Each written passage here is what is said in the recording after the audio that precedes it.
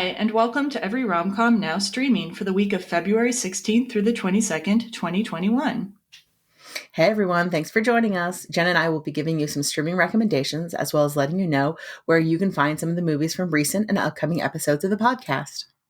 We'd also like to let you know that you can now follow the podcast on social media. Our Facebook page is Every Rom Com Podcast and Blog. Our Instagram is at Every Rom Com. Our Twitter handle is at Every Rom Com Pod. And our Pinterest page will be coming soon. And as always, you can find the podcast at everyromcom.com. Send us feedback at everyromcom.com. And if you like what you hear, please rate and subscribe to us on Apple Podcasts so you never miss an episode. Now for the week of February 16th through the 22nd, we'll let you know what's streaming. First, here's where you can find some of the movies we've covered on the podcast. So on our first episode, we covered the movie Moonstruck, and it is still available on the Roku channel. We have Long Shot, which is on Cinemax. And Bell Booking Candle is still available on the Criterion streaming service, but it will be leaving on February 28th. So if you want to see that movie or a lot of other great movies, I really recommend getting Criterion Streaming's 14-day free trial. It's a really good service. I think you'll like it. And the last film is The Half of It on Netflix. And here's where you can find the movies we'll be talking about over the next few weeks. Clueless is on Pluto TV. Bride and Prejudice can be rented from several channels. And I'd like to give a shout out to your library system. I use mine all the time to rent DVDs. You can rent physical ones, as well as you can use their streaming service. Your taxes are hard at work. Yeah, that's a great recommendation, Sybil. Thank you. And at the end of most episodes, you'll find recommendations for movies to watch as a double feature with the movie we're discussing that week. So you can check last week's edition of Now Streaming to find some of those double feature recommendations from our past shows. But for the half of it, here's where you can find the double feature recommendations. So first of all, there's Saving Face, which is Alice Wu's other film that she directed. It is available right now on Prime, Pluto TV, the Roku channel, and Tubi. And Sophia recommended watching Cyrano de Bergerac, the 1950 version, with the half of it, since the half of it is a modernization of Cyrano de Bergerac. It is currently available on Prime, and my pick, the 1990 version, sadly, is not available anywhere digitally. The 1990 version is available at my library, and it's fantastic. Awesome. Well, that is good news because it's visually ravishing. Mm-hmm. So now we're going to get into our recommendations for rom-coms and rom-com adjacent movie and TV shows that are streaming right now. So my first recommendation, I'm sure many of you have heard of it, just dropped on Netflix on Friday, is To All the Boys, Always and Forever, which of course is the sequel to All the Boys I've Loved Before and To All the Boys, P.S. I Still Love You. They were based on the YA novels by Jenny Han, and like The Half of It, which we featured last week, they have an Asian female teenage lead who is really awesome, played by Lana Condor, and kind of Netflix heartthrob Noah Centineo. So one of the things I loved about this latest edition is the opening scenes take place in Seoul, South Korea. I lived in South Korea for a while, so it was really cool to see the sights of Seoul and the Korean culture and the noraebang scene. So if you're at all into Korean culture, you'll love that too. There were also some great shots in New York. Overall, the whole movie has really great music. I wanted to buy the soundtrack immediately. Great fashion and wonderful production values, the kind you would expect from a feature film. So whether you've seen the first two movies or you've never seen the series, totally recommend getting into it. And the latest edition deals with a problem a lot of people face, which is how do you stay in your couple without compromising your independence and what you want to do with your life? So it's a really meaningful final addition to the series, but I don't think it's for cynical people. If you want something a little edgier, probably skip that one for now. I'm really looking forward to seeing that, Jen. Awesome. Yeah, I think you'll like it if you saw the first two. Yeah, I did. I really like them. Nice. Cool. So my first pick is The Perks of Being a Wallflower, which is on Netflix. It is also an adaptation of a book. It's a really well done adaptation as well, I feel. It's a book by Stephen Chomsky. It's an honest coming-of-age story, which I have a secret place in my heart for all coming-of-age stories. It's starring Emma Watson and Logan Lerman, and it has a wise teacher role played by Paul Rudd. It has an amazing soundtrack. So if you are someone who loves amazing soundtracks in your movie, you will automatically fall in love. It makes you feel all the feels. It's about kind of that point of coming of age where you are coming into your adulthood and you are falling in love and you have a crush, but it's not a young crush. It's like an adult crush where it's like really, really crushing. And there are a lot of darker themes. So if you're at a time and place right now where you're like, I can't watch something with kind of darker themes, skip this one for now. But there are a lot of funny undertones and funny moments, but I want to make sure that people know that there's some darkness in this one, which I appreciate in a coming of age story. But one of the things I really love most about this is it feels so real, this coming of age story. And I love that it is about an outsider finding his place with an older group of kids, and one where he looks at that group of kids and sees a bunch of cool kids where those kids are just nerds. They're kind of an outsider group of kids where, he'll think to himself, I'm going to become those people one day. So I really appreciate that. He becomes confident and comfortable in himself. Nice. I've read the book. I haven't seen the film yet. So no, it is a good film. Awesome. Yeah. And my next pick is another coming of age story of a sort, which is Some Kind of Wonderful from 1987.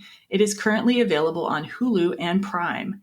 So a lot of people have seen all the, Breakfast Club, 16 Candles, Pretty in Pink, all those movies. I think Some Kind of Wonderful is kind of the undiscovered 80s rom-com gem.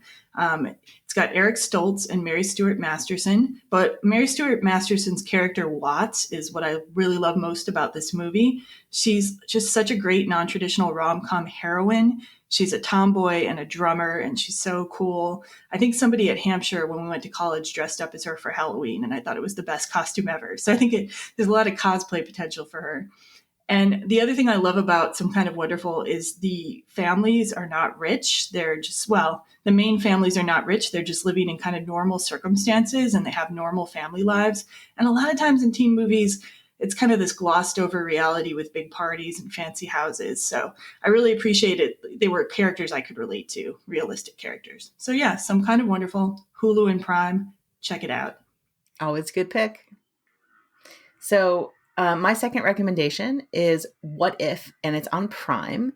And it is we're staying on the kind of Harry Potter actor theme. Mm-hmm. It is a rom-com. It's an undiscovered rom-com, and it's starring Daniel Radcliffe, who I actually adore as an actor. He makes really weird choices with his films. He's very broad in scope, and he's doing a film that essentially he took his Harry Potter money and was like, let's do a weird rom-com.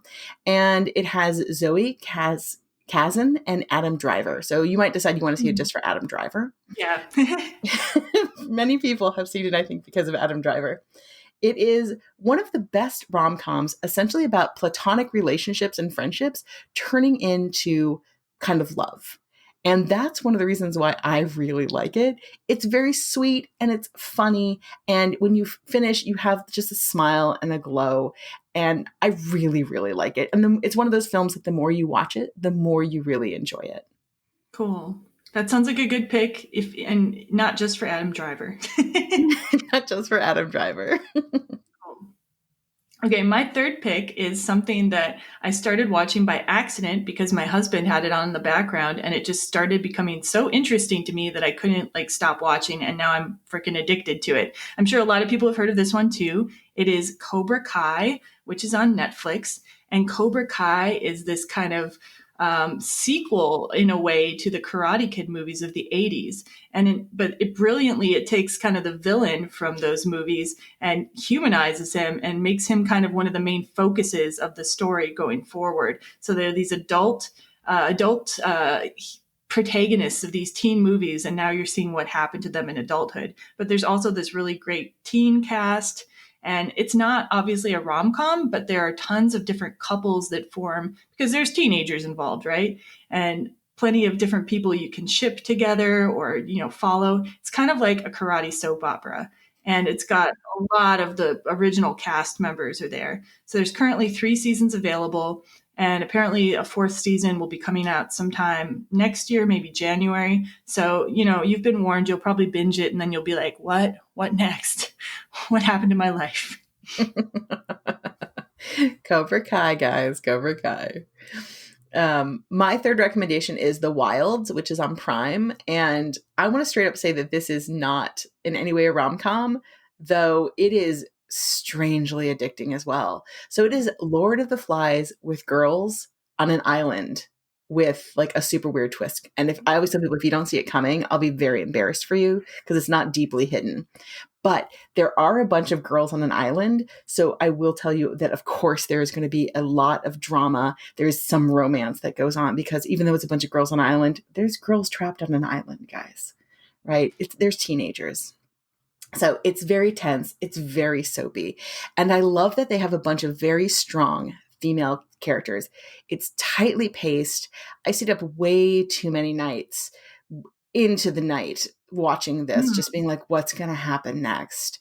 There is unanswered questions at the end of season 1, but I've double checked. Season 2 is coming, and it has one of the coolest dance song dream sequences I've ever seen. It's like up there with The Big Lebowski in strange funness. Awesome. Well, I'll carve out a time when I can stay up all night watching something to watch this. Yes. Cool.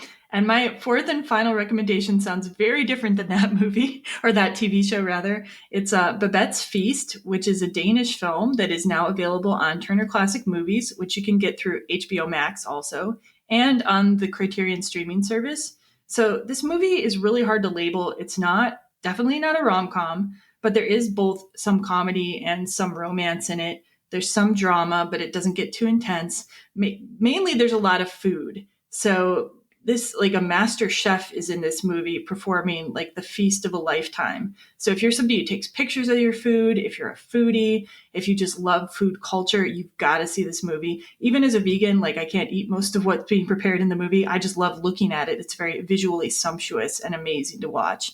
And it's based on an Isaac Dinesen story, who is the author otherwise known as Karen Blixen, who, wrote and lived out of Africa. And it's just a very beautiful and quiet movie. It's like kind of unforgettable.